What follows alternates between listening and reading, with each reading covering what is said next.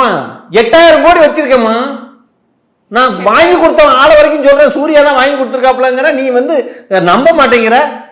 நான் டிஎம்கே கிட்ட காசு வாங்கியிருக்கேன்னு நான் சொல்றேன்ல, ஏன் ஒத்துக்க மாட்டேங்கிற? நீங்க டிஎம்கே கிட்ட காசு வாங்கினது ஒத்துக்கிறேன். அது வந்து சூர்யா அவர்கள் தான் கொடுத்தாருன்றத ஒத்துக்க மாட்டேன். அதுக்கு ப்ரூஃப் இருந்தா காட்டுங்க, ஒத்துக்கிறேன்.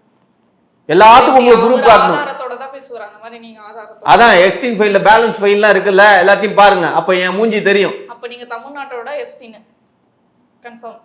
தமிழ்நாட்டோட அடுத்த எப்ஸ்டீன் நந்தவனம் நந்தகுமார் கைது செய்யப்பட்டார். வரும் சார் கூடிய விரைவில். கரும்புலி செம்புலி குத்தி அமனமா போறத நீங்க பாக்கணுங்கிறீங்க. ட்ரம்புக்கு இப்ப நடக்குது பாருங்க. ட்ரம்புக்கு நடக்குதா? அமெரிக்கால அந்த மாதிரி இங்க தமிழ்நாட்டுல நந்தவனம் நந்தகுமாரை எதிர்த்து போராடுவாங்க, ஒழிக்கணும்னு சொல்லி. நம்ம கலாச்சாரம் என்ன தெரியுமா? ஒருத்தன் தப்பு பண்ணிட்டான்னா அவனை கரும்புலி செம்புலி குத்தி கழுத மேல அம்மனமா ஊர்வலம் கூட்டிட்டு போறதுதான். சார் தயவு செஞ்சு இப்படி எல்லாம் பேசாதீங்க. இப்படி எல்லாம் பேசாதீங்கன்னா அப்புறம் நீங்க பாக்கணும்னு ஆசைப்படுறீங்க, அப்படித்தானே? எல்லாத்துக்கும் லிமிட் இருக்கு. இப்படி எல்லாம் பேசுறவங்கள வச்சுக்காதீங்க. எது எதை பத்தி பேசியது? எது என்ன லிமிட்? வடிவேல் படம் எல்லாம் பாக்கலையா? ஊர்வலத்துல அம்மனமா ஓடி வந்தா அப்படின்னா அப்படி எல்லாம் பேசிருப்பாங்கல்ல.